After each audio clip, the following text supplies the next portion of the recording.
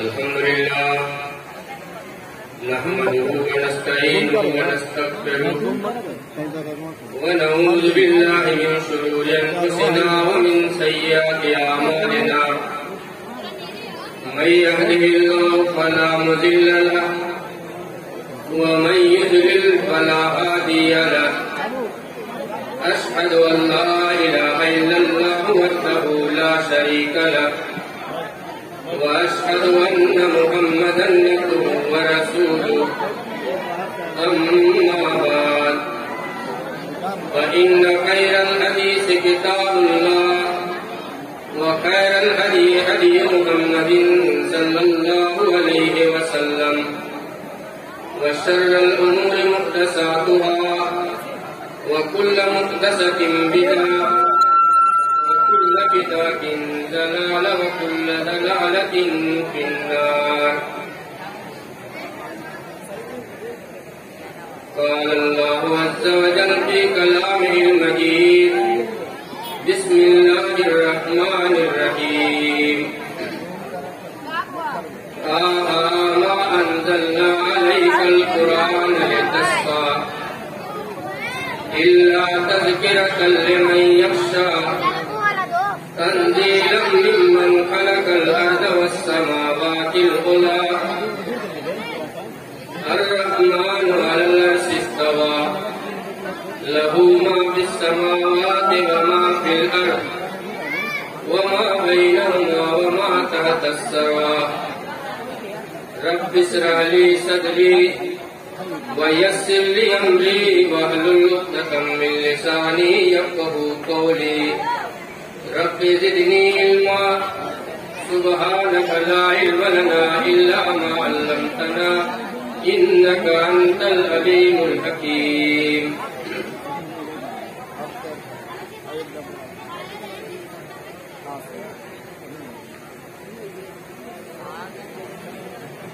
Stage پر تشریف فرما معزز علماء کرام اور موضع حسین آباد اور مضافات حسین آباد سے تشریف لائے ہوئے دینی اور ملی بھائیوں، اللہ کے پیارے نبی جناب محمد رسول اللہ صلی اللہ علیہ وسلم کی عادت مبارکہ تھی. آپ فجر کی نماز سے سلام پھیرنے کے بعد صحابہ کرام سے یہ پوچھتے کہ کیا تم میں سے کسی نے کوئی خواب دیکھا؟ اگر کوئی خواب دیکھا ہوتا تو اس کو بیان کرتا. ایک دن اللہ کے پیارے نبی صلی اللہ علیہ وسلم نے صحابہ کرام سے پوچھا کیا تم لوگوں میں سے کسی نے خواب دیکھا ہے؟ تو سب لوگ خاموش رہے. اللہ کے پیارے نبی صلی اللہ علیہ وسلم نے فرمایا کہ میں نے آج رات ایک خواب دیکھا ہے. صحابہ کرام نے عرض کیا کہ اے اللہ کے پیارے نبی خواب کو بیان کیجیے، آپ نے کیا خواب دیکھا ہے؟ اللہ کے پیارے نبی صلی اللہ علیہ وسلم خواب کو بیان کرتے ہیں کہ میں نے یہ خواب دیکھا کہ ایک بہت بڑا کھیت ہے، ایک بہت بڑا کھیت ہے اور اس کھیت کے اندر مختلف قسم کے پھل پھول کے پودے لگائے گئے ہیں، سبزیاں اگائی گئی ہیں اور اس کھیت کو پانی کی ضرورت ہے. اللہ کا کوئی بندہ آئے، کنویں سے پانی نکالے اور اس کھیت کو سیراب کرے. اللہ کے پیارے نبی صلی اللہ علیہ وسلم فرماتے ہیں کہ وَأَنَا أَنزَعُ بِهِ، میں یہ خواب دیکھا کہ اس کھیت کو سب سے پہلے میں سیراب کروں. پھر اس کے بعد میرے دوست میرے ساتھی ابو بکر صدیق رضی اللہ عنہ آئے اور کنویں سے پانی نکال کر کھیت کو سیراب کرنے لگے لیکن کنویں پر موجود وہ ڈول جس سے پانی نکالا جا رہا ہے وہ ڈول بہت بڑا ہے۔ میرے ساتھی ابو بکر صدیق کو پانی نکالنے میں دقت و دشواری ہو رہی ہے، لیکن جہاں تک ہو سکا اپنی طاقت کے مطابق اپنی بساط کی حد تک پانی نکالا اور کھیت کو سیراب کیا۔ کھیت کے اندر پانی ڈالا لیکن کھیت پوری طریقے سے سیراب نہیں ہوا۔ اللہ کے پیارے نبی جناب محمد رسول اللہ صلی اللہ علیہ وسلم فرماتے ہیں کہ پھر میں دیکھتا ہوں کہ عمر بن خطاب آئے، عمر بن خطاب رضی اللہ تعالیٰ عنہ آئے اور اسی بڑے ڈول سے اتنی تیزی سے پانی نکال رہے ہیں کہ میں نے اپنی زندگی میں اتنی تیزی سے پانی نکالنے والا کوئی آدمی نہیں دیکھا۔ اور دیکھتے دیکھتے آپ نے کھیت کو پانی سے بھر دیا، کھیت کو اس طرح سیراب کیا کہ پانی کھیت کی مڈیروں سے، کھیت کی میڑیوں سے چھلکنے لگا، کھیت پوری طرح سے سیراب ہو گیا۔ اللہ کے پیارے نبی جناب محمد رسول اللہ صلی اللہ علیہ وسلم فرماتے ہیں اتنے میں میری آنکھ کھل گئی۔ صحابہ کرام نے عرض کیا میری آنکھ کھل گئی اور یعنی خواب مکمل ہو گیا، خواب پورا ہو گیا۔ اور انبیاء کا جو خواب ہوا کرتا تھا وہ ہم لوگوں کے خواب کی طرح نہیں، انبیاء کا خواب وحی الہی ہوا کرتا تھا، وحی الہی کی طرح سچا ہوا کرتا تھا۔ اللہ کے پیارے نبی صلی اللہ علیہ وسلم نے فرمایا کہ میرا خواب مکمل ہو گیا۔ صحابہ کرام نے عرض کیا قل لنا تعبیرہ یا رسول اللہ، راوی حدیث بیان کرواتے ہیں کہ ہم نے عرض کیا کہ اے اللہ کے نبی آپ نے خواب کو بیان فرمایا، خواب کی تعبیر بھی ہم سے بیان کروا دیجیے۔ اللہ کے پیارے نبی صلی اللہ علیہ وسلم نے فرمایا کہ اس خواب کی تعبیر مذہب اسلام ہے، اس خواب کی تعبیر دین اسلام ہے جس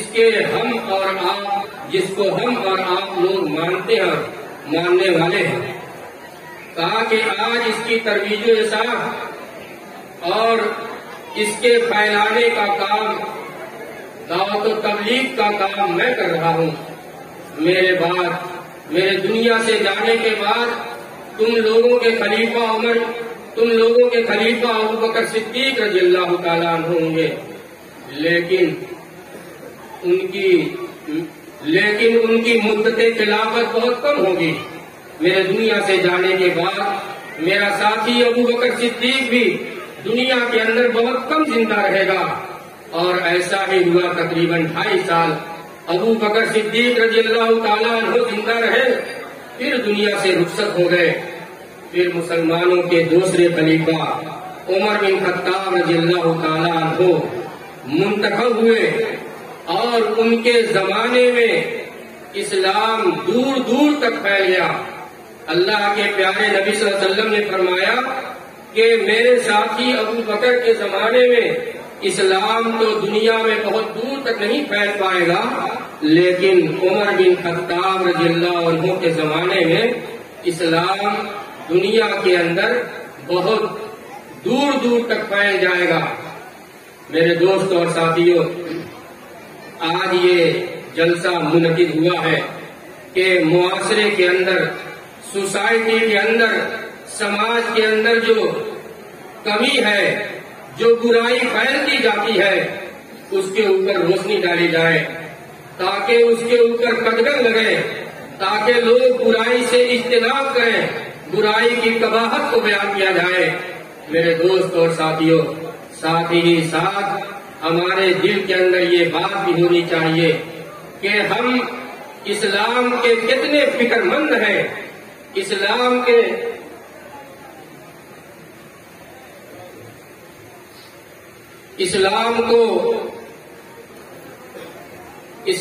کی ترویج و اشاعت کے لیے، اسلام کی نشر و اشاعت کے لیے، اسلام کے پھیلانے کے لیے ہمارے دل کے اندر کتنا درد ہے، ہمیں کتنا احساس ہے۔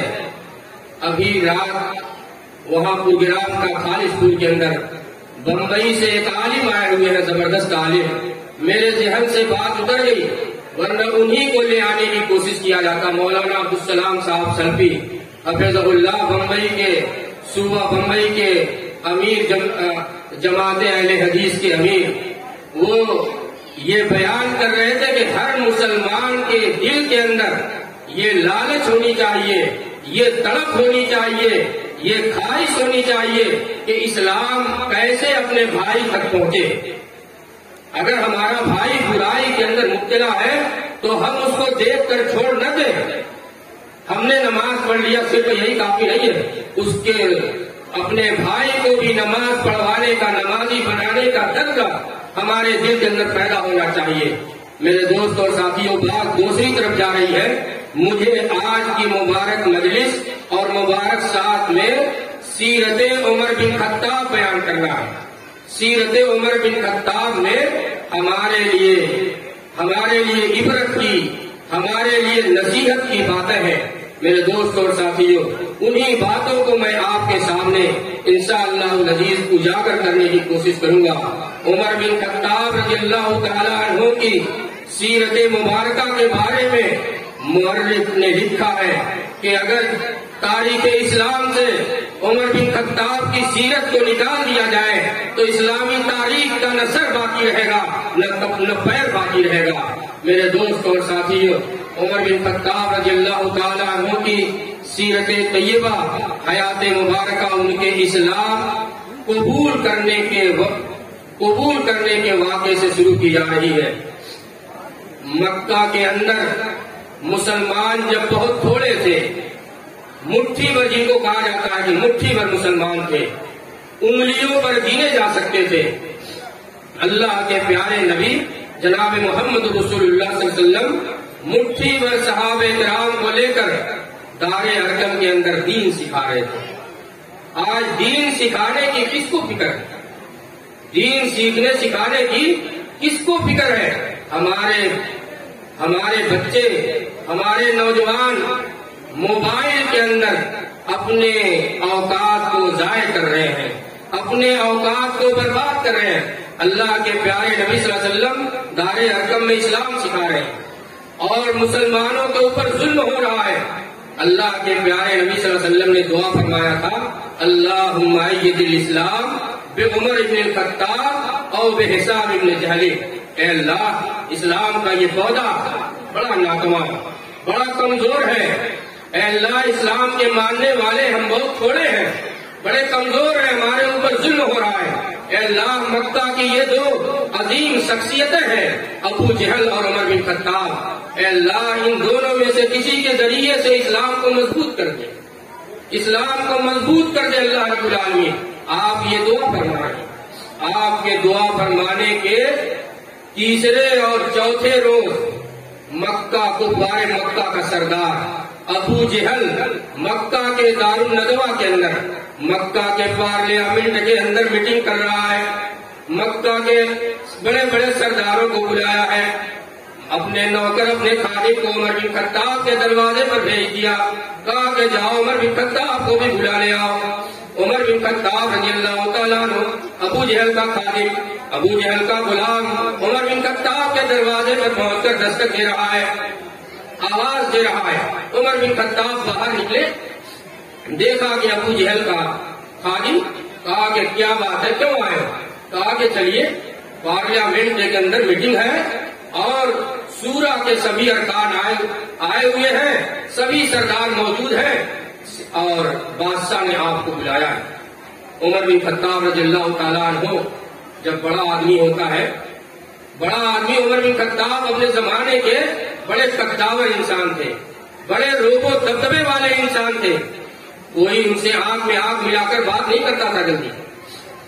عمر بن خطاب رضی اللہ تعالیٰ عنہ کہتے ہیں کہ جاؤ اپنے بادشاہ سے کہہ دینا، اپنے آقا سے کہہ دینا، اپنے مالک سے کہہ دو کہ عمر بن خطاب آ رہا ہے اور آپ کو جو فیصلہ کرنا ہو، آپ کو جو فیصلہ کرنا ہو، جو تجویز پاس کرنی ہو پاس کیجیے، فیصلہ کیجیے۔ عمر بن خطاب رضی اللہ تعالیٰ عنہ تھوڑی دیر میں آئے اور تب تک اس وقت تک میٹنگ ہو چکی تھی. میٹنگ کے اندر یہ فیصلہ ہو گیا کہ جو شخص محمد ابن عبداللہ کا سر زندہ یا مردہ حاضر کر دے گا اس کو انعام میں 100 اونٹ دیے جائیں گے. انعام میں 100 اونٹ دیے جائیں گے. اور ابو جہل جو ہے، ابو جہل ہوشیار چالاک آدمی، ایک چوڑی اور کس دیا. کہا کہ عمر بن خطاب آئے تو پوچھا کہ کیا ہوا؟ کہا کہ عمر یہی فیصلہ ہوا ہے. ابو جہل نے کہا کہ جو محمد کا سر زندہ یا مردہ حاضر کرے اس کو انعام میں 100 اونٹ دیا جائے گا. اور عمر بن خطاب رضی اللہ تعالیٰ عنہ یہ کہا کرتے تھے کہ اے کاش کہ میرے پاس 100 اونٹ ہو جاتا. ہم لوگ بھی، آپ لوگوں میں سے کچھ لوگ تاجر ہوں گے، کچھ لوگ بنکر لوم چلاتے ہوں گے، تو بنکر یہ چاہتا ہے کہ 2 لوم ہے تو 3 ہو جائے، 4 ہے تو 5 ہو جائے. ایک تاجر ہے، دکان کر رہا ہے، وہ سوچتا ہے کہ دکان ہو گئی، بھر گئی، پھر چاہتا ہے کہ دوسری ہو جائے. عمر بن خطاب رضی اللہ تعالیٰ عنہ کی یہ خواہش تھی دور جاہلیت میں کہ میرے پاس 100 اونٹ ہو جائے. 100 اونٹ اس زمانے میں بڑی قیمت رکھتا تھا، بڑا معنی رکھتا تھا. 100 اونٹ ہو جائے، میں ان کو چراؤں، ان کے دودھ کو پیوں اور ان کے بالوں سے خیمے اور کمبل بناؤں. اس طریقے سے میری زندگی آرام سے کٹ جائے گی، یہ سوچتے تھے. اور ادھر فیصلہ ہو گیا کہ جو شخص محمد کو پکڑ کر لائے گا اس کو انعام میں 100 اونٹ دیے جائیں گے. یہ فیصلہ عمر بن خطاب کی خواہش کے مطابق ہے. اور ابو جہل ایک چوڑی اور کر دیتا ہے. کہا کہ عمر، مکہ کی سرزمین پر آپ کے علاوہ، عمر مکہ کی سرزمین پر آپ کے علاوہ کوئی ایسا آدمی نہیں ہے جو یہ کام کر سکے. عمر بن خطاب رضی اللہ تعالیٰ عنہ تلوار لیتے ہیں اور دار ارقم کی طرف نکل جاتے ہیں. نبی اکرم جناب محمد رسول اللہ صلی اللہ علیہ وسلم صحابی رسول حضرت ارقم رضی اللہ تعالیٰ عنہ کے گھر میں چند صحابہ کرام کو دین کی بنیادی باتیں بتا رہے تھے، دین کی تعلیم دے رہے تھے. عمر بن خطاب رضی اللہ تعالیٰ عنہ اس گھر کی طرف روانہ ہو گئے. مکہ کے اندر دھیرے دھیرے یہ بات دست کرنے لگی کہ عمر بن خطاب آج مسلمانوں کے نبی کا سر لینے نکل گئے، سر لینے کے لیے جا رہے ہیں. ارے بھائی آپ لوگ خاموش ہیں، یہ کام کرنا ہے، کئی آدمی ہے اس میں کیا. کہا کہ مسلمانوں کے نبی محمد کا سر لینے جا رہے ہیں. ابھی عمر بن خطاب رضی اللہ تعالیٰ عنہ اور خبردار ارقم تک پہنچ گئی تھی. عمر بن خطاب رضی اللہ تعالیٰ عنہ ابھی راستے میں تھے کہ ایک مسلمان، ایک صحابی رسول نعیم بن عبداللہ رضی اللہ تعالیٰ عنہ. ہم میں سے بعض لوگ بہت دور اندیش ہوتے ہیں، وہ آدمی کو دیکھ کر پہچان لیتے ہیں اس کا ارادہ کیا ہے. پیشانی بتا دے، پیشانی سے وہ بھاگ جاتے ہیں. اللہ تعالیٰ ان کو جو ہے کہ جس کے دل کے اندر تقویٰ ہوتا ہے، جس کے دل کے اندر سچائی ہوتی ہے، اللہ تعالیٰ اس کی نظر کو ایسا بنا دیتا ہے کہ وہ پہچان لیتا ہے. نعیم بن عبداللہ رضی اللہ تعالیٰ عنہ عمر بن خطاب کے ہاتھ میں ننگی تلوار اور پیشانی کو دیکھ کر بھاگ گئے. کہا کہ عمر خیریت تو ہے، کہاں جا رہے ہو؟ کہا کہ تمہارے نبی کا سر لینے جا رہا ہوں. کیا کہا کہ تمہارے نبی کا سر لینے جا رہا ہوں. نعیم بن عبداللہ نے پوچھا میرے نبی کا قصور کیا ہے، میرے نبی کی خطا کیا ہے، تم میرے نبی کا سر کیوں لینے جا رہے ہو؟ حضرت عمر بن خطاب نے بتایا کہ تمہارے نبی کا قصور یہ ہے، تمہارے نبی کی خطا یہ ہے، تمہارے نبی کی غلطی یہ ہے کہ وہ ایک نئے دین کی دعوت دے رہا ہے، وہ ایک نئے دین کی نشر و اشاعت کر رہا ہے، وہ ایک نئے دین کو پھیلا رہا ہے، اور ہمارے آدمیوں کو، ہمارے لوگوں کو اپنے پرانے دین سے برگشتہ کر کے، پرانے دین سے نکال کر اپنے نئے دین کے اندر داخل کر رہا ہے. اس کا یہی قصور ہے، اس کا یہی جرم ہے، اس لیے میں اس کا سر لینے جا رہا ہوں. نعیم بن عبداللہ نے کہا اگر میرے نبی کا یہی قصور ہے، میرے پیغمبر کا یہی قصور ہے، میرے نبی کا یہی جرم ہے، تو میرے دوست اور ساتھی، کہا کہ عمر بن خطاب اسلام تو آپ کے گھر میں کبھی کا داخل ہو چکا ہے، اسلام آپ کے گھر میں کبھی داخل ہو چکا ہے، کبھی پہنچ گیا ہے، پہلے آپ اپنے گھر کی خبر لیجئے۔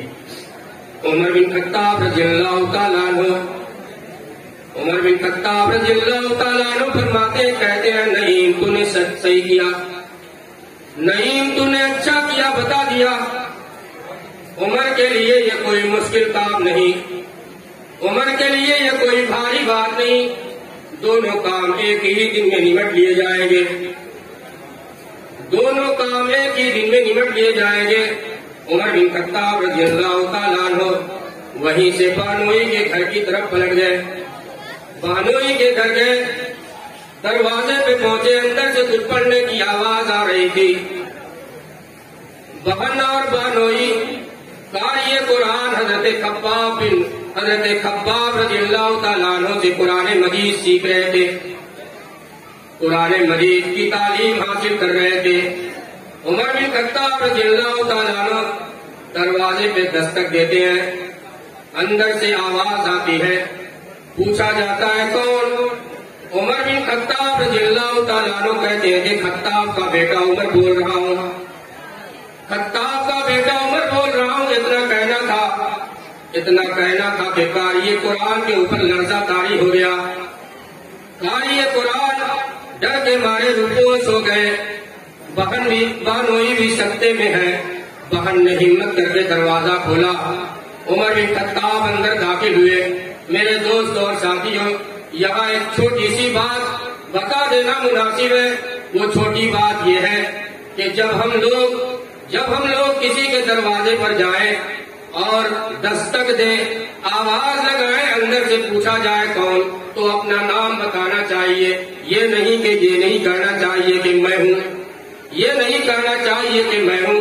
حضرت عبداللہ بن جابر رضی اللہ تعالیٰ عنہ ایک مرتبہ اللہ کے پیارے نبی صلی اللہ علیہ وسلم کے گھر پہنچے، دستک دیا، اللہ کے پیارے نبی صلی اللہ علیہ وسلم اندر سے پوچھ رہے ہیں کون؟ کہا کہ انا میں، انا کا مطلب ہے کہ میں ہوں۔ اللہ کے پیارے نبی صلی اللہ علیہ وسلم باہر نکلے اور فرمایا کہ ما مانا انا، اے جابر انا کا معنی کیا ہے؟ انا کا مطلب کیا ہے؟ تم کو اپنا نام بتانا چاہیے، ولدیت بتانی چاہیے۔ اس لیے میرے دوست اور ساتھیوں، جب ہم کسی کے دروازے پر جائیں تو اپنا نام اور اپنی ولدیت بتائیں۔ اللہ عمر بن خطاب رضی اللہ تعالیٰ عنہ گھر کے اندر داخل ہوئے، اپنے بہنوئی کے گھر داخل ہوئے اور اپنے بہنوئی سے مخاطب ہوئے، کہا کہ سعید، میرے بہنوئی سعید، آپ نے یہ اچھا نہیں کیا، خود بھی گمراہ ہو گئے اور میری بہن کو بھی گمراہ کر دیا۔ اور پھر پوچھا کہ ابھی تم دونوں کیا کر رہے تھے؟ عمر بن خطاب کے بہنوئی کچھ بات بنانے لگے، بہانہ بنانے لگے، کہا کہ صحیح بتاؤ۔ میرے دوستوں اور ساتھیوں، عمر بن خطاب کی بہن فاطمہ نے ہمت کر کے کہا کہ ہم دونوں قرآن مجید کو سیکھ رہے تھے، قرآن مجید کی تلاوت کر رہے تھے، قرآن مجید پڑھ رہے تھے۔ اتنے میں عمر بن خطاب رضی اللہ تعالیٰ عنہ اپنے بہنوئی سے بھڑ گئے، بہنوئی کو مارنے لگے اور بے تحاشا مارنے لگے۔ بہن کھلانے کے لیے پہنچی تو بہن کو بھی ایسا تماچا رسید کیا، بہن کو بھی ایسا تماچا مارا کہ چہرہ خون آلود ہو گیا، چہرے پہ خون کے آثار نظر آنے لگے، چہرے پہ خون کے آثار نظر آنے لگے۔ عمر بن خطاب رضی اللہ تعالیٰ عنہ جب اپنے بہن کے چہرے پر خون کے آثار کو دیکھا تو تھوڑی دیر سوچنے کے اوپر مجبور ہو گئے، تھوڑی دیر اپنے دل کے اندر سوچا، غور کیا کہ میں نے یہ کیا کیا، یہ میری بہن، اور پوچھنے پر مجبور ہوئے کہ میری بہن، پوری زندگی تو کبھی میرے سامنے کھڑی نہیں ہوئی، پوری زندگی تم نے کبھی میرا جواب نہیں لگایا، پوری زندگی تجھ کو میرے سامنے کھڑے ہونے کی جرات اور ہمت نہیں ہوئی۔ اور یہ تو بہن تھی۔ عبداللہ ابن مسعود کا بیان ہے، عبداللہ ابن مسعود رضی اللہ تعالیٰ عنہ کا بیان ہے کہ مکہ کی سرزمین پر کوئی ایسا مائی کا لال نہیں تھا جو عمر بن خطاب کی آنکھوں میں آنکھ ملا کر بات کر سکتا۔ یہ تو بہن نے کہا کہ میری بہن تم کو تمہارے اندر یہ ہمت اور یہ جرأت کہاں سے آئی؟ کون سی چیز ہے جس نے تمہارے اندر یہ جرأت اور ہمت کر دیا، ہمت پیدا کر دیا کہ تم میرے سامنے کھڑی ہو کر آنکھ سے آنکھ ملا کر بات کر رہی ہے؟ بہن نے کہا کہ میرے بھائی عمر، میرے اندر اس دین نے یہ جرأت پیدا کر دی، یہ ہمت پیدا کر دی جس کو محمد لے کر آئے ہیں، اور اس قرآن نے میرے اندر یہ جرأت پیدا کر دی، یہ ہمت دے دی جو محمد صلی اللہ علیہ وسلم پر نازل ہو رہا ہے، اور ہم اسی کو سیکھ رہے ہیں۔ عمر بن خطاب رضی اللہ تعالیٰ عنہ فرماتے ہیں میری بہن اس قرآن کو میں بھی دیکھنا چاہتا ہوں، میری بہن اس صحیفے کو میں بھی دیکھنا اور پڑھنا چاہتا ہوں۔ عمر بن خطاب کی بہن فاطمہ نے کہا کہ میرے بھائی تم ناپاک ہو، تم اس کتاب کو نہیں پڑھ سکتے، تم اس صحیفے کو نہیں چھو سکتے، تم اس صحیفے کی تلاوت نہیں کر سکتے، جاؤ اپنے کپڑے کو صاف کرو اور اپنے بدن کو صاف کرو۔ عمر بن خطاب رضی اللہ تعالیٰ عنہ اپنے بدن کو صاف کرتے ہیں، اپنے کپڑے کو صاف کرتے ہیں، اپنے جسم کو صاف کرتے ہیں۔ بہن وہ صحیفہ چاہے چمڑے کے اوپر رہا ہو، چاہے درخت کے پتیوں کے اوپر رہا ہو، بہن نے وہ صحیفہ لے آ کر سامنے رکھ دیا۔ عمر بن خطاب رضی اللہ تعالیٰ عنہ سورہ طٰہٰ کی ابتدائی آیات جن کو میں نے خطبہ مسنونہ کے بعد تلاوت کی ہے، جس کو میں نے پڑھا ہے، عمر بن خطاب رضی اللہ تعالیٰ عنہ سورہ طٰہٰ کی ابتدائی آیات بسم اللہ الرحمن الرحیم، بسم اللہ الرحمن الرحیم ہی پڑھتے ہیں، شروع سے رحمان الرحیم کے نام سے۔ عمر بن خطاب کا دل وہی کروٹ لینے لگتا ہے، کتنے مبارک نام ہے یہ، کتنے بہتر یہ دونوں نام ہے، رحمان الرحیم، دل وہی مچلنے لگتا ہے۔ پڑھا طٰہٰ ما انزلنا علیک القرآن لتشقیٰ، اے نبی میں نے اس قرآن کو اس لیے نہیں نازل کیا کہ تم مشقت کے اندر پڑ جائے، تو تکلیف کے اندر پڑ جائے، تو دشواری کے اندر پڑ جائے، تو تنگی کے اندر پڑ جائے۔ اے نبی میں نے تو یہ قرآن اس لیے نازل کیا کہ یہ ڈرنے والوں کے لیے نصیحت ہے، ڈرنے والوں کے لیے عبرت ہے، ڈرنے والوں کے لیے موعظت ہے۔ عمر بن خطاب رضی اللہ تعالیٰ عنہ پڑھتے طٰہٰ ما انزلنا علیک القرآن لتشقیٰ الا تذکرۃ لمن یخشیٰ تنزیلا ممن خلق الارض والسماوات العلی الرحمن علی العرش استویٰ لہ ما فی السماوات وما فی الارض وما بینہما وما تحت الثری۔ میرے دوستوں اور ساتھیوں، دل کی دنیا تبدیل ہو گئی، کہا کہ میری بہن مجھے محمد کے پاس لے چل، میں اسلام قبول کرنا چاہتا ہوں۔ عمر بن خطاب رضی اللہ تعالیٰ عنہ کی بہن فاطمہ، ان کے بہنوئی سعید اور قاری قرآن حضرت خباب رضی اللہ تعالیٰ عنہ، 4 آدمیوں پر مشتمل یہ قافلہ دار ارقم کی طرف چل پڑا۔ ادھر دار ارقم کے اندر بھی یہ خبر پہنچ گئی ہے کہ عمر بن خطاب نبی اکرم صلی اللہ علیہ وسلم کا سر لینے آ رہے ہیں۔ میرے دوست اور ساتھیوں، کتنا نازک وقت ہے، صحابہ مٹھی بھر مسلمان، صحابہ کرام ڈرے ہوئے۔ آج تو پوری دنیا مسلمانوں سے بھری، ہماری بدعمالی جو مصیبت ہمارے اوپر آ رہی ہے، یہ ہماری بدعمالیوں کا نتیجہ ہے، یہ ہمارے ہاتھ کی کمائی ہے۔ میرے دوست اور ساتھیوں، عمر بن خطاب رضی اللہ تعالیٰ عنہ دار ارقم کی طرف جا رہے ہیں، 4 آدمیوں پر مشتمل یہ قافلہ، لیکن دل کے اندر خوف عمر بن خطاب کا ہے۔ اس لیے عمر بن خطاب جب وہاں پہنچے، ایک صحابی نے جھروکے سے جھانک کر دیکھا تو اس صحابی کے دل میں عمر بن خطاب پھنسا ہوا تھا۔ رات کو سفر کریے، پیدل چلیے کسی راستے پر، تو دل کے اندر جو چیز بسی رہتی ہے وہی نظر آتی ہے آپ سے۔ صحابی رسول کے دل کے اندر عمر بن خطاب بسے ہوئے تھے، ان کی نظر ان 4 آدمیوں میں سے کسی کے اوپر نہیں گئی، عمر بن خطاب کے اوپر گئی، اور کہا کہ اللہ کے نبی عمر بن خطاب آ گئے، عمر بن خطاب آ گئے۔ اور عمر بن خطاب کے آنے سے 3 روز پہلے حضرت حمزہ نے اسلام قبول کیا تھا۔ حضرت حمزہ شیر خدا، حضرت حمزہ رضی اللہ تعالیٰ عنہ نے کہا کہ دروازہ کھول دو، عمر بن خطاب اگر اچھی نیت سے آتا ہے، سچی نیت سے آتا ہے تو خیر، ورنہ اسی کی تلوار سے اس کی گردن اڑا دی جائے۔ دروازہ کھول دیا گیا، عمر بن خطاب اندر داخل ہوئے۔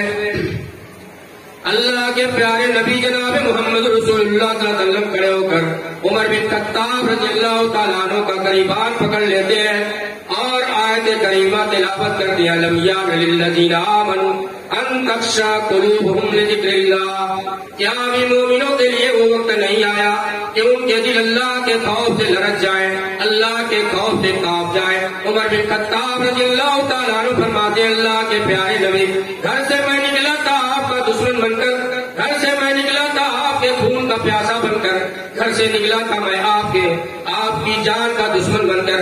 اے نبی، اب میں اسلام قبول کرنے جا رہا ہوں، آپ کے قدموں میں اپنا سر ڈالنے جا رہا ہوں، میرا دل صاف ہو گیا، میرے دل کو اللہ تبارک و تعالیٰ نے کھول دیا۔ اے پیغمبر، میں اسلام قبول کرنا چاہتا ہوں۔ کلمہ پڑھ کر اسلام قبول کر لیتے ہیں، کلمہ پڑھ کر اسلام قبول کر لیتے ہیں۔ ابھی پہلا دن ہے، ہم میں سے کسی کی عمر کچھ ہو گئی، کسی کی عمر کوئی جوانی کے دور سے گزر رہا ہے، کوئی بڑھاپے کی دور سے گزر رہا ہے۔ کسی کو کتنی فکر ہوئی کہ اسلام کتنا پھیلا، کسی کو کتنی فکر ہوئی کہ ہمارے گاؤں اور محلے میں بڑھنے والی بیماری کو کس طریقے سے روکا جائے۔ میرے دوست اور ساتھیوں، ہمارا نوجوان کتنی برائیوں میں ملوث ہے، ہمارے معاشرے کے اندر کون سی برائی نہیں پائی جاتی ہے؟ میرے دوست اور ساتھیوں، کسی کو کوئی فکر نہیں، ایسے ہی زندگی گزر رہی ہے، کسی کو کوئی احساس نہیں ہے۔ میرے دوست اور ساتھیوں، اللہ رب العالمین ہمارے دلوں کے اندر احساس پیدا فرما دے۔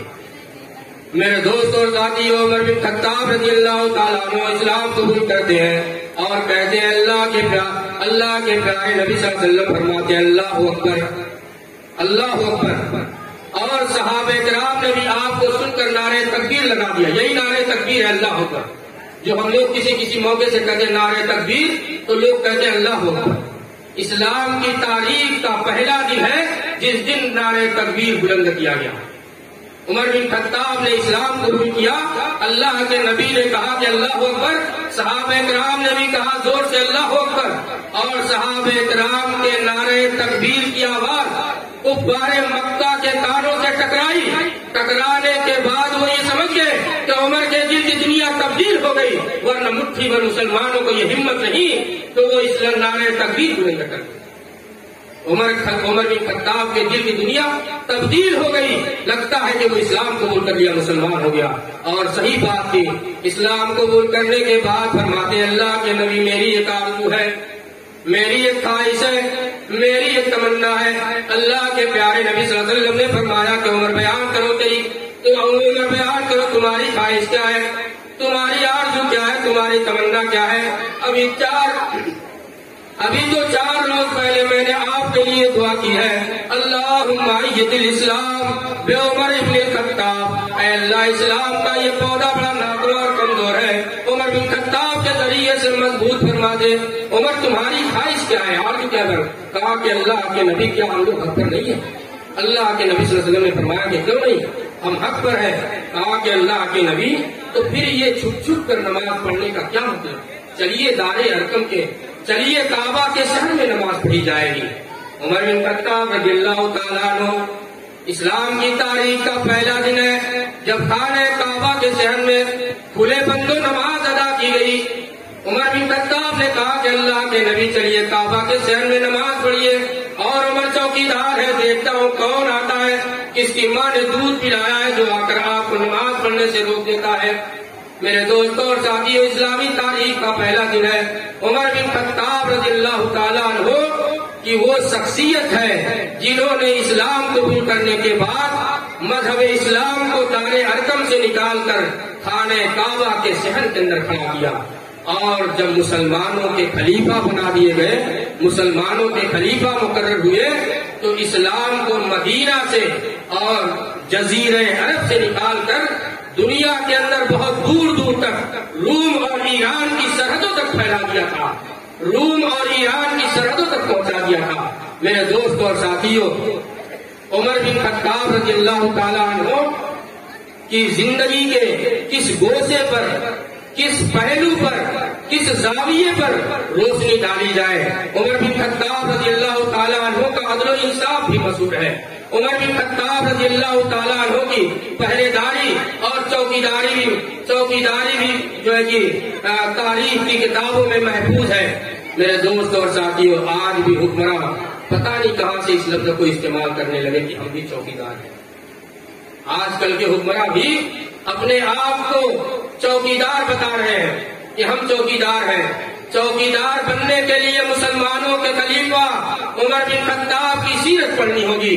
میرے دوستوں اور ساتھیوں، عمر بن خطاب رضی اللہ تعالیٰ عنہ کے دل کے اندر کتنا تقویٰ تھا، کتنا اللہ کا خوف کا، کتنا ڈر تھا، اپنی رعایا کا، اپنے رعایا کی، اپنے پڑوسی کی، اپنے دوست و احباب کی کتنی فکر تھی۔ میرے دوستوں اور ساتھیوں، آج نہ ہم کو اپنے پڑوسی کی فکر ہے، نہ دوست و احباب کی فکر ہے، نہ ساتھی کی فکر ہے، نہ اپنے گاؤں اور محلے کے نوجوان کی فکر ہے۔ ہمارے گاؤں کا نوجوان، ہمارے گاؤں کی نئی نسل کدھر جا رہی ہے، ان کی تربیت ہوگی کہ نہیں ہوگی؟ میرے دوستوں اور ساتھیوں، کسی کو احساس نہیں۔ عمر بن خطاب رضی اللہ تعالیٰ عنہ جیسا چوکیدار آج تک پیدا نہیں ہوا اور شاید روئے زمین پر پیدا نہ ہو پائے۔ میرے دوستوں اور ساتھیوں، عمر بن خطاب رضی اللہ تعالیٰ عنہ جب مسلمانوں کے خلیفہ بنا دیے گئے،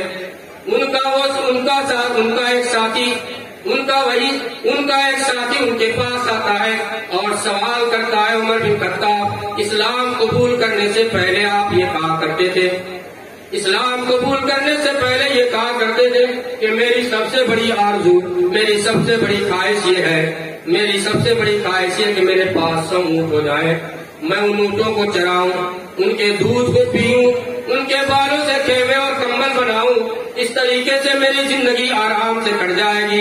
اے عمر بن خطاب، آج آپ مسلمانوں کے خلیفہ ہو گئے، مسلمانوں کے امیر ہو گئے۔ اے امیر المومنین، آج آپ کی سب سے بڑی آرزو کیا ہے، سب سے بڑی خواہش کیا ہے؟ عمر بن خطاب نے بیان کیا تھا۔ میرے دوست اور ساتھیوں، تاریخ کے اندر موجود ہے، عمر بن خطاب نے کہا تھا کہ اے میرے ساتھی، آج میری خواہش کو الفاظ کے ساتھوں میں ڈالا نہیں جا سکتا۔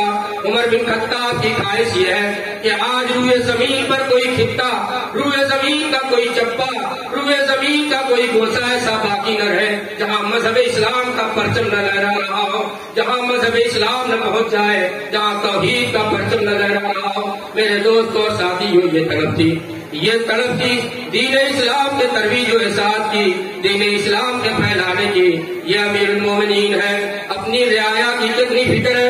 اللہ تبارک و تعالیٰ نے عمر بن خطاب کا روب و دبدبہ مشہور ہے، عمر بن خطاب کا جاہ و جلال مشہور ہے۔ میرے دوست اور ساتھیوں، ان کا روب و دبدبہ کیوں تھا؟ اللہ تعالیٰ نے ان کو روب و دبدبہ کیوں دیا تھا؟ شیطان ان کو دیکھ کر راستہ تبدیل کر دیتا تھا۔ اللہ کے پیارے نبی جناب شیطان ان سے ڈرتا تھا، شیطان ان کو دیکھ کر راستہ تبدیل کر دیا کرتا تھا۔ اللہ کے پیارے نبی جناب محمد رسول اللہ صلی اللہ علیہ وسلم ایک مرتبہ گھر کے اندر بیٹھے ہوئے تھے، ایک حبشی عورت آتی ہے اور کہتی ہے، اللہ کے پیارے نبی، میں نے یہ نظر مانی ہے کہ اگر اللہ تبارک و تعالیٰ آپ کو جنگ سے صحیح سالم لوٹائے گا تو میں دب بجاؤں گی۔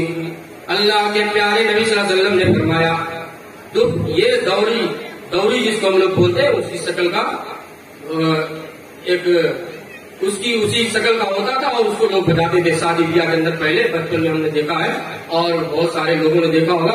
بہرحال اس عورت نے کہا کہ میں نے نظر مانی ہے، اللہ کے نبی صلی اللہ علیہ وسلم نے کہا کہ اگر تو ان کنت نظر تے فضر بھی بھائی اللہ فلا، اگر نظر مانی ہے تو بجا لے، لیکن ایسا نہیں کرنا چاہیے، یہ کام ٹھیک نہیں ہے۔ وہ حدیث کے الفاظ ہے کہ وہ بجانے لگی، اتنے میں ابو بکر رضی اللہ تعالیٰ عنہ آئے، وہ بجا رہی ہے، وہ یہ تجربہ وہ تو بجا رہی ہے۔ حضرت عثمان رضی اللہ تعالیٰ عنہ آئے، وہ تو بجا رہی ہے۔ اس کے بعد حضرت عمر بن خطاب آئے، فجعلت تسقیھا، اس دف کو پیڑھا بنا کر بیٹھ گئی، اس دف کو اپنے سرین کے نیچے رکھ لیا، پیڑھا بنا کر بیٹھ گئی۔ اللہ کے نبی صلی اللہ علیہ وسلم ہنسنے لگے۔ عمر بن خطاب رضی اللہ تعالیٰ پوچھا کہ اللہ کے نبی، اللہ کے پیارے نبی، آپ کیوں ہنس رہے ہیں؟ کیا وجہ؟ کہا کہ آپ صلی اللہ علیہ وسلم نے پورا واقعہ بیان فرمایا. پھر اس کے بعد فرمایا کہ ان الشیطان لیخاف منک یا عمر، واللہ ان الشیطان لیخاف منک یا عمر، قسم اللہ کی اے عمر شیطان تم سے ڈرتا ہے. میرے دوست اور ساتھیوں، عمر بن خطاب رضی اللہ تعالیٰ عنہ کی یہ شخصیت مبارکہ آپ کو اللہ تبارک، میں یہ بتانے جا رہا تھا کہ اللہ تبارک و تعالیٰ نے ان کو اتنا روب اور دبدبہ کیوں دیا تھا. ان کو اتنا روب اور دبدبہ اس لیے ملا تھا کہ وہ اللہ سے بہت ڈرتے تھے، تنہائی میں بہت روتے تھے، بہت گڑ گڑاتے تھے اللہ کے سامنے. خضوع اور خضوع تھا، اللہ کا خوف، اللہ کا تقوی، اللہ کا ڈر تھا ان کے دل کے. اس لیے ان سے روم اور ایران کے بادشاہ کانپتے تھے. کہتے تھے اپنے دربار میں بیٹھ کر کہ میرے سامنے عمر بن خطاب کا نام مت لیا کرو، ان کا نام سن کر میرے کندھے کپکپانے لگے. آج ہمارے دل سے اللہ کا خوف نکل گیا، اللہ کا تقوی نکل گیا، اللہ کا ڈر نکل گیا. اس لیے اللہ تبارک و تعالیٰ نے دوسری قوموں سے ہمارے روب و دبدبے کو ہٹا لیا اور ہمارے روب و دبدبے کو، ہمارے جاہو جلال کو کم کر دیا، بلکہ ہمارے دل کے اندر خوف اور ڈر پیدا ہو گیا دوسری قوموں کا. یہی وجہ ہے عمر بن خطاب رضی اللہ تعالیٰ عنہ اللہ سے ڈرے ہوئے رہتے تھے. کبھی دن کے دوپہر میں بیت المال کے اونٹوں کو چرانے کے لیے نکل جاتے تھے، کبھی رات کے وقت یہ پتہ لگانے کے لیے نکل جاتے تھے کہ میری رعایا میں سے کوئی بھوکا تو نہیں سو رہا ہے. آج گاؤں کے پردھان کو کس کی فکر ہے، گاؤں کے مکھیا کو، گاؤں کے چودھری کو کس کی فکر ہے. میرے دوستوں اور ساتھیوں، پڑوسی بھوکا سو جائے کوئی حرج نہیں، کوئی مذائقہ نہیں. میرے دوستوں اور ساتھیوں، عمر بن خطاب رضی اللہ تعالیٰ عنہ کی اتنی لمبی چوڑی حکومت، کبھی دن کے کبھی رات کے پہلے پر، کبھی رات کبھی آدھی رات کو نکل گئے. ایک مرتبہ عمر بن خطاب رضی اللہ تعالیٰ عنہ، آج جو اپنے آپ کو چوکیدار کہتے ہیں نا، ان کو یہ تاریخ پڑھنے کی ضرورت ہے کہ وہ چوکیدار کیسا تھا. عمر بن خطاب رضی اللہ تعالیٰ عنہ رات کے پہلے پر اپنے عوام کی، اپنی رعایا کی خبر گیری کے لیے نکلے اور ایک گھر کے پاس پہنچے. اس گھر سے بچوں کے رونے کی بلکنے کی آواز آ رہی تھی. امیر المومنین عمر بن خطاب رضی اللہ تعالیٰ عنہ جھروکے سے جھانک کر دیکھتے ہیں کہ چولہا جل رہا ہے اور ہاڑی پہ کچھ رکھا ہوا ہے. دستک دیا اور دروازہ کھولا گیا. عمر بن خطاب رضی اللہ تعالیٰ عنہ دیکھتے ہیں کہ ایک عورت ہے، صرف ایک عورت موجود ہے، اس کے بچے رو رہے ہیں. پوچھا کہ اے خاتون یہ بچے کیوں رو رہے ہیں؟ کہا کہ آج گھر میں کھانے کے لیے کچھ نہیں ہے، بھوک و پیاس سے رو رہے ہیں. کہا کہ یہ چولہے پہ ہاڑی اس پہ کیا پک رہا ہے؟ کہا کہ کچھ نہیں، پانی رکھ دیا ہے، صرف پانی کی تسلی کے لیے رکھ دیا ہے کہ تھوڑی دیر یہ سمجھیں گے کہ کچھ پک رہا ہے پھر سو جائیں گے. اتنا سننا تھا کہ امیر المومنین عمر بن خطاب رضی اللہ تعالیٰ عنہ لرزہ برندار ہو گئے. دل ان کا سینے کے اندر کانپ گیا. کس کو احساس ہے پڑوسی بھوکا سو جائے؟ دل سینے کے اندر کانپ گیا. بھاگے ہوئے بیت المال کے اندر آئے اور ایک بوریے کے اندر گھی، آٹا اور کچھ ضروری سامان کو رکھا. بوریا بھر گئی. بوریے کو بعد آپ نے غلام خادم سے کہا کہ اسلم اس بوریے کو میرے کندھے کے اوپر رکھ دو، اس بورے کو میرے کندھے کے اوپر اٹھاؤ. ان کا خادم غلام اسلم کہہ رہا ہے کہ امیر المومنین آپ میرے آقا، آپ میرے حاکم، آپ امیر المومنین، یہ کیسے ہو سکتا ہے کہ میں اس بوریے کو آپ کے کندھے کے اوپر رکھوں؟ میرے اوپر رکھیے، میں اس کو لے کر چلتا ہوں. امیر المومنین عمر بن خطاب رضی اللہ تعالیٰ عنہ، مسلمانوں قیامت کے دن بچ نہیں پاؤ گے. قسم اللہ کی اگر اپنی ذمہ داریوں کو نبھایا نہیں، قیامت کے دن ہم نہیں بچ پائیں گے. عمر بن خطاب رضی اللہ تعالیٰ عنہ اپنے غلام خادم سے کہتا ہے، آج کوئی نیتا ہوتا تو بھیج دیتا اپنے ملازم سے، اپنے نوکروں چاکروں سے. امیر المومنین عمر بن خطاب کہہ رہا ہے کہ میرے خادم غلام اسلم قیامت کے دن ان بچوں کے بارے میں مجھ سے پوچھا جائے. قیامت کے دن ان بچوں کے بارے میں عمر سے پوچھا جائے گا، تم سے نہیں پوچھا جائے گا. یہ احساس تھا میرے دوست اور ساتھیوں. پھر بوریاں لے کر گئے، پکایا اور ان کے غلام اسلم کا بیان ہے رأیت الدخانا یخرج من خلال لحیتہ، چولہا پھونک رہے تھے، دھواں داڑھی سے نکل رہا تھا. کہا کہ میں نے دیکھا دھواں عمر بن خطاب کی داڑھی سے نکل رہا تھا. میرے دوست اور ساتھیوں، وقت کا امیر المومنین ہے، ذمہ داری سمجھ رہا ہے، ذمہ داری سمجھ رہا ہے، رات کے پہلے حصے میں گشت کر رہا.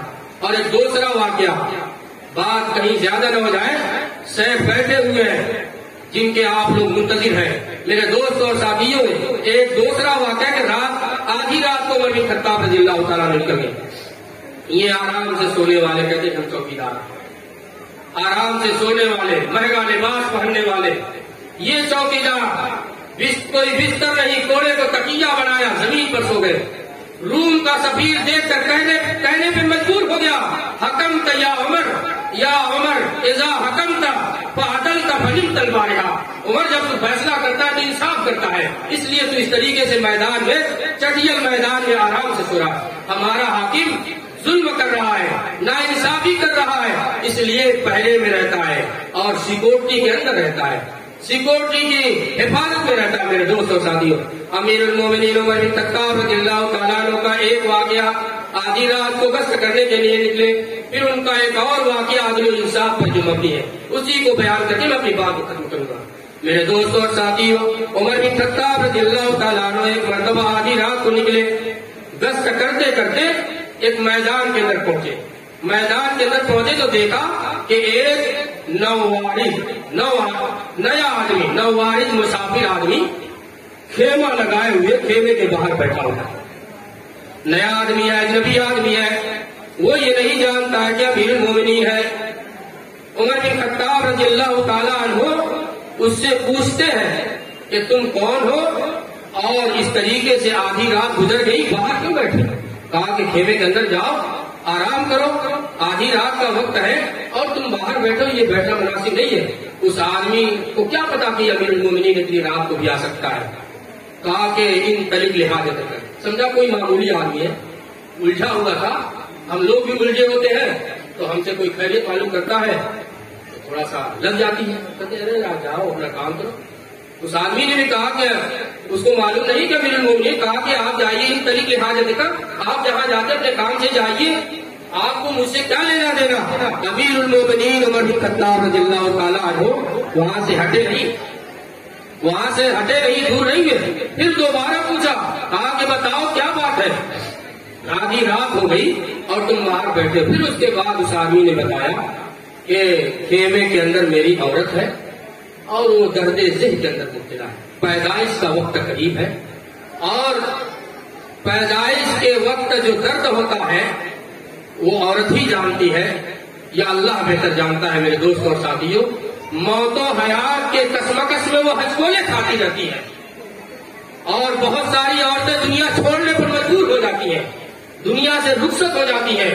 اسی لیے پیدائش کے عالم میں جو عورت انتقال کر جاتی ہے اس کو شہیدی درجہ عطا ہوتا ہے. میرے دوست اور ساتھیوں، وہ کہہ رہا ہے کہ میری عورت درد ذہن کے اندر مبتلا ہے، امیر المومنین، اور میں باہر اس لیے بیٹھا ہوں. اس کے درد کی چیخ سے اس کو نیند نہیں آ رہی ہے. کیسے نیند آئے گی میرے دوستوں اور ساتھیوں؟ ایک عورت کی تکلیف کو اس کا شوہر محسوس کر سکتا ہے اور ایک شوہر کی تکلیف کو اس کی عورت محسوس کر سکتی ہے. امیر المومنین، وقت کا سب سے بڑا خلیفہ امیر المومنین عمر بن خطاب گھر آتے. ان واقعات سے ہمارے بھائی جن کو اللہ تعالیٰ نے منصب عطا کیا ہے، چیئرمین ہو یا ممبر ہو یا پردھان ہو، ان کو سبق حاصل کرنا چاہیے اور ان واقعات کو پڑھنا چاہیے. ان کو عبرت اور نصیحت حاصل ہوگی. آدھی رات کو گھر آئے، اپنی بیوی کو اٹھایا ام کلثوم کو اور کہا کہ چلیے، کہا کہ مالش وغیرہ کے لیے کپڑا لے لیے اور مالش وغیرہ کے لیے کچھ ضروری سامان لے لو اور چلو. آدھی رات کو لے کر اس میدان بیابا کے اندر پہنچے، اس خیمے کے پاس پہنچے اور اپنے اس نووارث مسافر بھائی سے اجازت لیا اور اجازت لے کر اپنی بیوی ام کلثوم کو خیمے کے اندر داخل کر دیا. وہ جا کر وقت کی ملکہ ہے، امیر المومنین کی بیوی ہے، اس کا مقام و مرتبہ ہے میرے دوست اور ساتھیوں. آدھی رات کو اس خیمے کے اندر جا کر اس نوالد آدمی مسافر کی اہلیہ کی اس کی بیوی کی دیکھ ریکھ کرنے لگی. تھوڑی دیر میں پیدائش ہو گئی ام المومنین، اور تھوڑی دیر میں پیدائش ہو گئی ام کلثوم. امیر المومنین کی بیوی اندر سے آواز دیتی ہے، یا امیر المومنین، اے امیر المومنین، اپنے ساتھی کو خوشخبری دے دیجئے کہ اس کے گھر لڑکا پیدا ہوا ہے. میرے دوستوں اور ساتھیوں، وہ نیا آدمی، وہ مسافر آدمی، وہ اجنبی آدمی جب امیر المومنین کے الفاظ کو سنتا ہے تو ٹھک کر بیٹھ جاتا ہے، باادب ہو کر بیٹھ جاتا ہے کہ امیر المومنین ہو تو ایسا، خلیفہ ہو تو ایسا. آدھی رات کو میرے خیمے کے پاس آیا، آدھی رات کو میدان کے اندر آ گیا، باادب ہو کر بیٹھ جاتا کہ امیر المومنین مجھ سے غلطی ہو گئی، میں نے جانا نہیں کہ آپ امیر المومنین ہیں. عمر بن خطاب نے کہا کہ کوئی بات نہیں، کوئی حرج کی بات نہیں، تم سویرے، یہ میری ذمہ داری ہے کہ میں پہرے داری کرتا ہوں، میں چوکیداری کرتا ہوں، میں اپنے رعایا کی خبرگیری کرتا ہوں، کوئی حرج کی بات نہیں. تم صبح دارالخلافہ کے اندر آنا، تمہارے اس بچے کا وظیفہ مقرر کیا جائے گا. یہ تھی وہ جمہوریت، یہ تھی وہ میرے دوستوں اور ساتھیوں حکومت، یہ ہے وہ وقت کا چوکیدار امیر المومنین عمر بن خطاب رضی اللہ تعالیٰ عنہ. اور ان کی سیرت مبارکہ، حیات طیبہ کو کسی ایک مجلس کے اندر، کسی ایک خطبہ جمعہ کے اندر، کسی ایک مجلس کے اندر بیان نہیں کیا جا سکتا. عمر بن خطاب رضی اللہ تعالیٰ عنہ کی سیرت کا ایک واقعہ جو عدل و انصاف کے اوپر مبنی ہے، جو ہمارے آج کے معاشرے کے اوپر روشنی ڈالے گا. میرے دوست اور ساتھیوں، آج محلے کے اندر، شہر کے اندر، ملک کے اندر کہیں انصاف نہیں ہے. میں یہ کہوں کہ دنیا کے اندر کہیں انصاف ہے، کہیں انصاف نہیں ہے تو شاید بے جان ہو. میرے دوست اور ساتھیوں، ہر آدمی چلا رہا ہے، ہر آدمی چیخ رہا ہے، ہر آدمی چیخو پکار لگا رہا ہے کہ ناانصافی ہو رہی ہے، ظلم اٹھایا جا رہا ہے، ظلم و ستم ہو رہا ہے، ناانصافی ہو رہی ہے. انصاف نام کی دھرتی پر کوئی چیز نہیں رہ گئی. میرے دوست اور ساتھی، اور یاد رکھنا، جس دن یہ دھیرے دھیرے انصاف ہوئے زمین سے اٹھ جائے گا، قسم ہے رب کعبہ کی، اس دن اللہ رب العالمین زمین و آسمان کو ختم کر دے گا. میرے دوست اور ساتھیوں، عدل و انصاف وہ بڑی چیز ہے. عبداللہ بن رواحہ رضی اللہ تعالیٰ عنہ، عبداللہ بن رواحہ رضی اللہ تعالیٰ عنہ یاد آ گئے. عبداللہ بن رواحہ رضی اللہ تعالیٰ عنہ کا واقعہ یاد آ گیا. اللہ کے پیارے نبی صلی اللہ علیہ وسلم نے ان کو خیبر کے یہودیوں کے پاس جزیہ اور ٹیکس وصول کرنے کے لیے بھیجا تھا. عبداللہ بن رواحہ مسلمان ہو تو عبداللہ بن رواحہ جیسا. عبداللہ بن رواحہ رضی اللہ تعالیٰ عنہ خیبر کے یہودیوں کے پاس گئے اور خیبر کے یہودیوں کے پاس گئے. خیبر کے یہودیوں نے عبداللہ بن رواحہ سے کہا کہ عبداللہ بن رواحہ کچھ بیک سائڈ سے لے لو، کچھ بیک سائڈ سے لے لو، کچھ رشوت دینا کہا کہ کچھ رشوت لے لو، اور جا کر مدینہ اپنے نبی سے کہہ دینا کہ اس سال فصل کم تیار ہوئی ہے، اس سال خیبر میں فصل کم تیار ہوئی ہے، ہم لوگ آپ کو کچھ بیک سائڈ سے لے لیں. آج ایسا بہت ہوتا ہے، اور مسلمانوں کے اندر ہوتا ہے، دوسری قوموں کے اندر ہوتا تو افسوس نہیں، ہمارے اندر ہو رہا ہے. میرے دوست اور ساتھی کہا حضرت عبداللہ بن رواحہ رضی اللہ تعالیٰ عنہ نے کہا کہ یہودیوں سنو، یہودیوں سنو، میں اس ذات مقدسہ مطہرہ اور مبارکہ کی طرف سے نمائندہ بنا کر بھیجا گیا ہوں، جو میرے نزدیک دنیا اور دنیا کی تمام چیزوں سے محبوب ہے.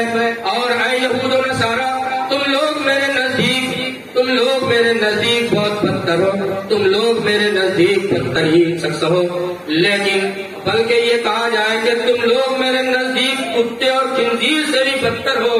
لیکن اے یہودیوں سن لو، رسول کی محبت اور تم لوگوں کی عداوت، تم لوگوں کی دشمنی مجھ کو عدل و انصاف کرنے سے نہیں روک سکتی. میرے دوست اور ساتھیوں، یہ عبداللہ بن رواحہ کا عدل و انصاف، یہ عبداللہ بن رواحہ کا واقعہ. مسلمانوں، عبداللہ بن رواحہ کے اس اسوے کو اپنی زندگی کے اندر نافذ کرنے کی کوشش کرو، اور امیر المومنین عمر بن خطاب کے عدل و انصاف کے ایک واقعے کو سناؤ. اور یہ آخری بات ہے، امیر المومنین عمر بن خطاب رضی اللہ تعالیٰ عنہ کے زمانے میں ان کے ایک کمانڈر، ان کے ایک سپہ سالار عمرو بن العاص رضی اللہ تعالیٰ عنہ کا نام آپ لوگوں نے سنا ہوگا. بڑے افسوس کے ساتھ کہنا پڑتا ہے کہ آج مسلم نوجوانوں کو کسی غزوے کا پتہ نہیں کہ کون سا جنگ کس سن کے اندر ہوا، اور اگر کسی صحابی کے بارے میں کچھ پوچھ دیا جائے تو کوئی معلومات نہیں۔ موبائل کے اندر اس طرح کھویا ہوا ہے، موبائل کے اندر اس طرح لپٹا ہوا ہے، میچ میں اتنا انہماک ہے، میچ میں اتنا ٹیسٹ ہے، میچ میں اتنا لطف آ رہا ہے کہ کہاں ہو رہا ہے، کس مقام پر ہو رہا ہے، کیسا میچ ہو رہا ہے، کون سا کھلاڑی کھیل رہا ہے، اس کے نام یاد ہے، صحابہ کے نام یاد نہیں۔ افسوس ہے، سد افسوس نوجوانوں، اس جوانی کے اوپر مسلمان ہیں ہم، صحابہ کرام کے نام یاد نہیں، خلفائے راشدین کو پوچھ دیا جائے نہیں بتا سکتے، کھلاڑی کے 10 کھلاڑیوں کے نام یاد ہے، 11 کھلاڑیوں کے نام یاد ہے۔ بڑے افسوس کا مقام ہے، امیر المومنین عمر بن خطاب کا کمانڈر، امیر المومنین عمر بن خطاب کا گورنر، عمرو بن العاص فاتح مصر کو فتح کرنے والا، فاتح مصر کا گورنر، عمرو بن العاص رضی اللہ تعالیٰ عنہ کا لڑکا، عمرو بن العاص کا بیٹا، ایک گورنر کا بیٹا، ایک صوبے کے ایک گورنر کا بیٹا، ایک کمانڈر کا بیٹا، ایک معمولی آدمی کے لڑکے کے ساتھ، ایک معمولی آدمی کے بیٹے کے ساتھ گھوڑ دوڑ کا مقابلہ کر لیتا ہے، گھوڑ دوڑ کا مقابلہ ہو جاتا ہے۔ اس زمانے کے نوجوان، اس زمانے کے لڑکے گھوڑ دوڑ کا مقابلہ کیا کرتے تھے، اور شاید حضرت خالد رضی اللہ تعالیٰ عنہ سے یہ روایت ہے کہ نعلم صبیاننا الرمیو کہ اول قرآن کہ ہم اپنے بچے کو تیر اندازی، ہم اپنے بچوں کو تیر اندازی اور قرآن سکھایا کرتے ہیں میرے دوست اور ساتھیوں۔ اس زمانے میں گھوڑ دوڑ کا مقابلہ ہوا کرتا تھا۔ آج رات کے 12 بجے، رات کے 1 بجے تک ہمارا نوجوان گلی کے اس کونے پر، مجھے کہنے دیجئے، گلی کے اس کونے پر اور اس چبوترے پر بیٹھ کر موبائل کے اندر گیم کھیلتا ہے، طرح طرح کے گیم کھیلتا ہے۔ میرے دوست اور ساتھیوں، رات کے 2 بجے 3 بجے بستر پر جاتا ہے، نبی کی سنت کا پتہ نہیں، مسلمان ہے میرے دوست اور ساتھیوں۔ کوئی بات ہو جائے گی تو کہے گا کہ میں سب سے بڑا مسلمان ہوں۔ رات کے 2:30-3 بجے سوتا ہے، اور دن کو جب سورج نکل جاتا ہے تو بیدار ہوتا ہے، شیطان اس کے کانوں کے اندر پیشاب کر کے چلا جاتا ہے۔ اللہ کے پیارے نبی جناب محمد رسول اللہ صلی اللہ علیہ وسلم سے ایک آدمی کے بارے میں پڑھا گیا، بتایا گیا کہ فلاں جو ہے کہ فجر کی نماز میں حاضر نہیں رہتا ہے اور سورج کے نکلنے پر بیدار ہوتا ہے۔ اللہ کے پیارے نبی صلی اللہ علیہ وسلم نے فرمایا، بخاری شریف کی حدیث ہے، بال الشیطان فی اذنہ، شیطان اس کے کان کے اندر پیشاب کر دیا، شیطان نے اس کے کان کے اندر پیشاب کر دیا۔ بال الشیطان فی اذنہ، امام مولانا مسلم رحمۃ اللہ علیہ بہار کے رہنے والے دیوان گلشن کے اندر اس کا ترجمہ کر رہے ہیں، کتنا خوب ترجمہ کیا ہے۔ تو سو رہا وقت سحر، سجدے سے ہو کر بے خبر، کانوں میں تیرے موت کر، شیطان گیا ہے بے نماز، کرتے نہیں سجدہ کر، روزی نرب کی نوش کر، اس کی زمین کو چھوڑ کر تو گھر بنا ہے بے نماز۔